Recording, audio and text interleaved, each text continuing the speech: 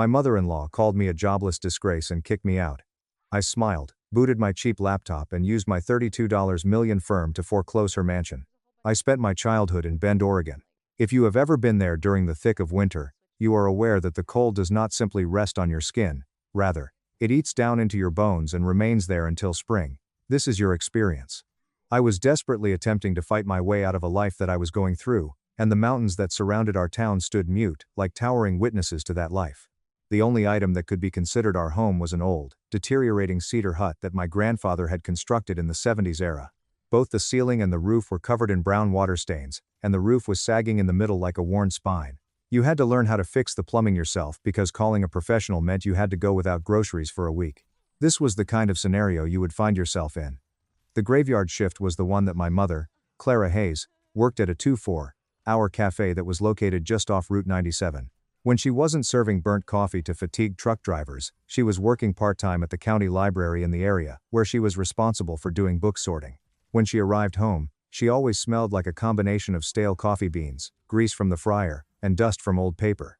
In my mind, such odor did not indicate that I was poor. It meant remaining alive. The word meant love. Around the time that I turned 19, I sat Mom down at the shaky table in our kitchen and informed her that I would not be attending college. We were both aware of the truth. My father had disappeared when I was 6 years old, leaving us with nothing but a mountain of unpaid medical bills, and a heating system that was inoperable during that time. Even if there was not a single penny available for tuition, the mere fact that she heard me speak those things out loud caused her face to fall apart.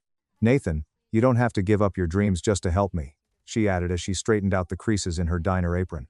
Her hands were shaking as she spoke these words. At the other end of the table, I stretched out and grabbed her calloused hands. "Mom, it's not giving up, it's growing up. Someone has to pay the property taxes. Someone has to make sure the bank doesn't take this cabin." I began working as a freelance web developer in the same year that I established my business. I searched the internet from beginning to end, optimizing cumbersome booking sites for local motels, and developing straightforward and practical web pages for the little bed and breakfasts that are scattered across the Oregon forest. At the time, I did not possess a degree. However, I did possess desperation, and desperation is a very effective educator. Every single night that I spent sitting over my luminous screen in my frigid bedroom, wrapped in 2 blankets, and typing till my fingers ached was setting the foundation for my entire future. I didn't realize it at the time, but I was doing it. My mother had a proverb that she would repeat to me anytime I was feeling down. "Nobody defines you by a piece of paper, Nathan. People see who you are by what you build, and how you treat the people they are around you." It was as if those statements were the truth. The initial version of the job I've done throughout my life was conceived in that drafty and leaking chamber. I decided to call it Wander Local. It was an online platform that was developed with the intention of avoiding the use of large, faceless corporate travel firms. Instead, it made it possible for tourists to book tours, treks, and experiences directly with real locals. These guides were the ones who actually knew the hidden trails, the secret waterfalls, and the greatest restaurants in the area. For the sole purpose of localizing the website for customers from other countries, I devoted a significant amount of time to learning basic Spanish and French, as well as following lessons on YouTube and reading coding forums. I had the impression that I was excavating a tunnel out of our financial jail with each line of code that I wrote.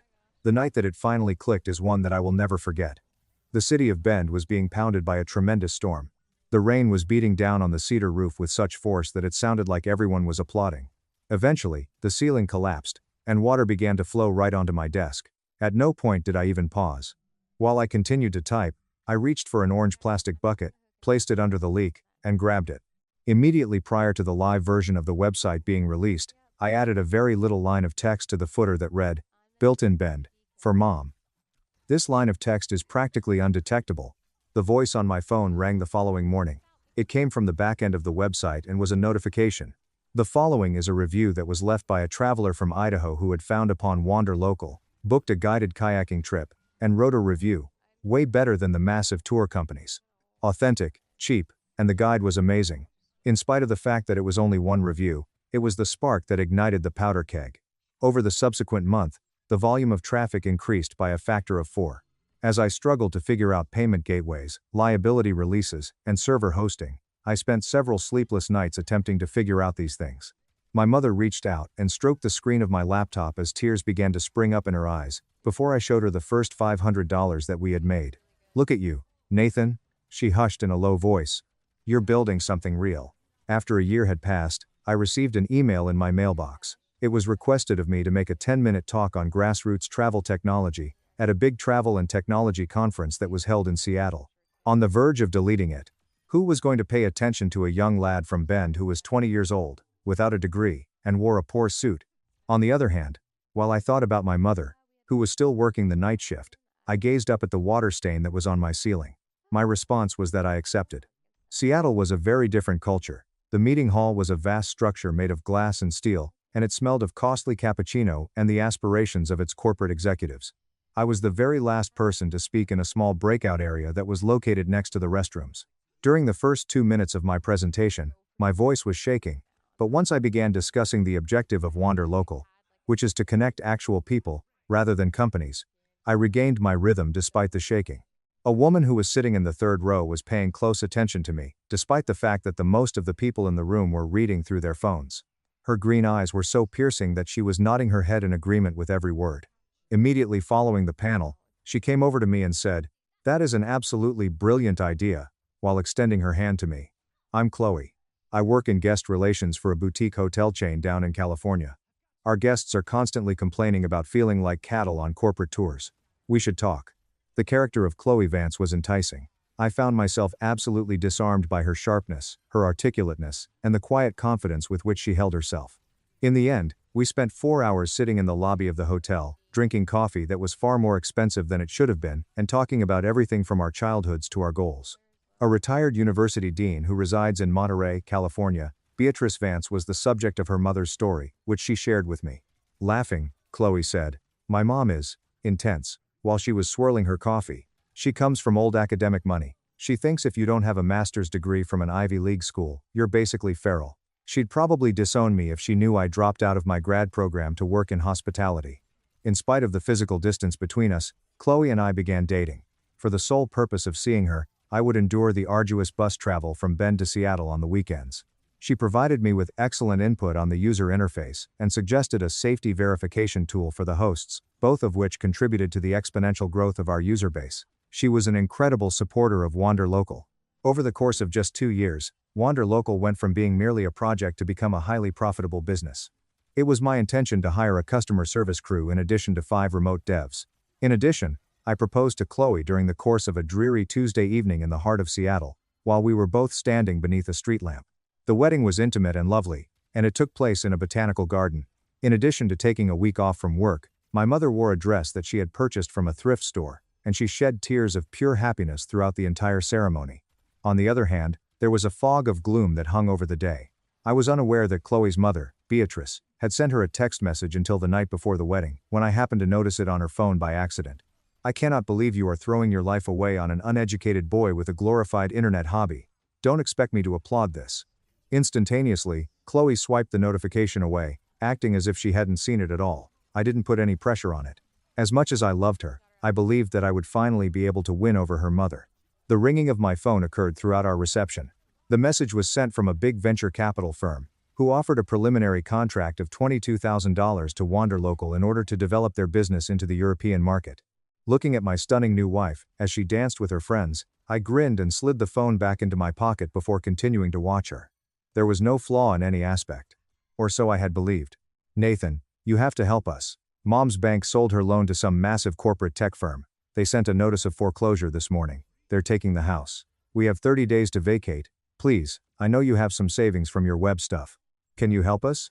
Although I was standing on the balcony of my villa, I could feel the warm breeze from Hawaii blowing across my face. I whispered, "Chloe," saying it. "I can't lend you the money." At that moment, Beatrice's voice could be heard on the line. She had taken possession of the phone. "Listen to me, you petty little boy. I know I was harsh, but you are legally married to my daughter. You owe this family. If you have any money at all, you will wire it to us immediately, or I swear to God, I will ruin you." In all honesty, I laughed. It was a profound and resonating sound that emanated from my chest. I addressed her with a voice that echoed the tranquility of the water in front of me. "Beatrice," I began, "you can't ruin me. And you can't save your house, because the corporate technology firm that just bought your debt is called Wander Local. I am the CEO. I own your house." Absolutely no sound could be heard coming from the other end of the connection. The burdensome and oppressive stillness of a reality that was fully shattered was what it was. "You're lying," Beatrice finally mumbled, her voice breaking as she broke into a whisper. "Check the signature on the bottom of your foreclosure notice, Beatrice. It's an electronic signature from the parent company. Tell me whose name is on it." It was in the background that I heard papers being shuffled around frantically. Following that, Chloe let out a sharp and raspy gasp.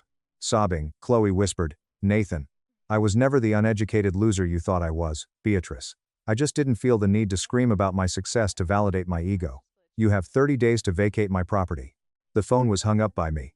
It was a biblical kind of fallout. The news of the real estate acquisition was brought to the attention of the local Monterey newspaper, most likely by a member of the bank staff. Despite the fact that they did not utilize my photograph, the headline read, "Tech CEO quietly buys up distressed Monterey estates." Wanderlocal was acknowledged in the article. During the subsequent month, I was on the island of Maui, where I worked from my balcony while watching the sun rise over the ocean. My mother drove all the way out to see me. As she entered the enormous villa that was illuminated by the sun, she simply halted and stared the entire time, her hands covering her lips. She hushed. "You built this, Nathan," as she touched the marble surfaces one by one. "We built this, Mom," I corrected her. "We built it ourselves." However, the circumstance involving Beatrice and Chloe continued to loom like a gloomy cloud over my head when I thought about it. It was within my power to remove them from their homes. I had the ability to completely erase the memory of the woman who had mistreated me for a number of years. At first, it was a pleasant experience. The vengeance was addicting to the senses. On the other hand, as time went on, the fury subsided, and it was replaced with a fatigue that was heavy and empty. Being vindictive is comparable to consuming poison and then waiting for the other person to pass away. I came to the realization that I did not wish to ruin Beatrice. All I wanted was for her to be completely removed from my life. In San Francisco, I planned for a final meeting to take place. I leased a meeting space in a high-rise building that has a view of the Bay Bridge. As the fog rolled in, it was dense and gloomy, and it was pressing against the windows that reached from floor to ceiling. Upon entering, Beatrice and Chloe appeared to be in a state of full and utter disarray. This month, Beatrice had reached the age of 10 years. Her posture was slouched, and her aristocratic arrogance had completely vanished. She was not wearing the exquisite jewelry that she had been wearing. The tears that Chloe had shed had caused her eyes to become red and swollen. I positioned myself at the very top of the long glass table. Water was not offered to them by me. "There are 2 manila folders that I just pushed across the glass." Beatrice inquired with a little quiver in her voice. "What is this? Are these the eviction papers?" "No," I responded in a composed manner. "Open it." Beatrice opened the folder, she said. Her hands were shaking so violently that the paper gave out a rattling sound as her gaze examined the contents. When she looked up at me, she was completely taken aback.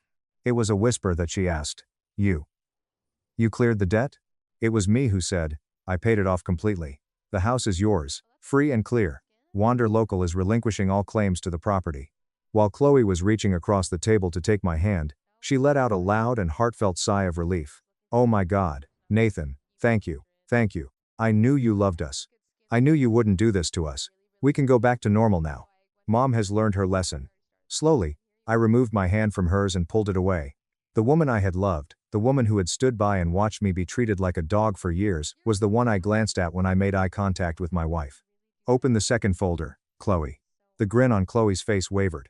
She made a move to grab the second folder and opened it by turning it over. Included within was a pile of legally binding documents that had already been signed by my legal representatives.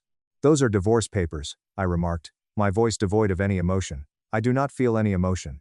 And a non-disclosure agreement. I'm leaving you, Chloe." Chloe's face was completely devoid of any color. "What? No. Nathan, why? You just saved the house. We can fix this." My voice was gentle as I whispered, "I did not save the house for you. I did it for me. For 3 years, I sat in that house, while your mother degraded me. I fixed her toilets, I cleaned her gutters, and I endured her psychological abuse. And you sat there in silence. You let her do it. You chose her pride over my dignity every single time." "I was scared of her," Chloe shouted out, tears flowing down her cheeks as she shared her fear. "I know," was my response. "But during the financial audit of the house, my lawyers found something interesting. Chloe, you knew about the back taxes. You knew about the foreclosure notices a year ago. And you knew that I had quietly paid over $40,000 in property taxes out of my personal account to keep the lights on, didn't you?" Chloe became ice cold. Beatrice jerked her head sharply in the direction of her daughter. It was Beatrice who snarled. "You knew?" I found the receipts in your office, Nathan. Chloe stutteringly said as she looked down towards the floor. I didn't say anything, because if Mom knew you were paying for her life, she would have felt humiliated. To alleviate the tiredness that was beginning to seep into my bones, I leaned back in my chair. You let me be treated like a jobless loser, knowing full well I was financially keeping your family afloat just to protect her ego. That is a betrayal I will never forgive. I got to my feet and buttoned up the jacket of my suit. The house is yours, Beatrice. But there's a catch. The deed has been transferred into an irrevocable trust. You can live in it until you pass away, but you cannot sell it, and you cannot borrow against it. Upon your death, the $8.5 million estate will be automatically donated to the Oregon Western Horizons Scholarship Fund, a charity that provides full college tuition for underprivileged kids from my hometown. Beatrice was acting like a fish that was out of water as she peered at me with her jaws opening and shutting. Although I had ensured her safety, I had completely deprived her of her inheritance to begin with. She had lost the family fortune that she had taken such pride in, and it was now going to be used to educate the same peasants that she detested. Sign the papers, Chloe. My lawyers will be in touch. After leaving the conference room, I went for a walk and then took the elevator down to the street level. When I stepped out onto the pavement in San Francisco, I felt lighter than I had in years, despite the fact that the air was cold and saturated with moisture. I took a flight back to Maui the following day. My mother is the recipient of a lovely and unpretentious cottage that I purchased on the island. It is located just down the street from my villa. The majority of her mornings are spent strolling along the beach, gathering shells, and reading books that she is genuinely interested in reading, as opposed to the books that she was required to sort at the library. There is ongoing expansion of Wander Local. We recently expanded our operations into the Asian market, and everything is going swimmingly for the company. At times, while I am sitting on my balcony at night, listening to the crashing beat of the surf, I find myself thinking about that old cabin in Bend that was leaking. The thought of Beatrice, who is confined to her enormous, silent museum of a home, and who is aware that she owes her entire existence to the uneducated boy whom she told to leave her alone, comes to my mind. When I was younger, I believed that success meant proving those who judged you wrong. I believed that when I eventually rubbed my wealth in their faces, peace would finally become a reality. The destruction of those who have wronged you is not, however, the essence of great power. When you look at the people who have attempted to shatter you, you realize that you have the ability to smash them, yet you choose to walk away instead of doing so. This is the true definition of power. Someone referred to me as uneducated. Someone referred to me as a failure. It is possible that I would not have been able to discover the extent of my capabilities if it were not for their terrible treatment.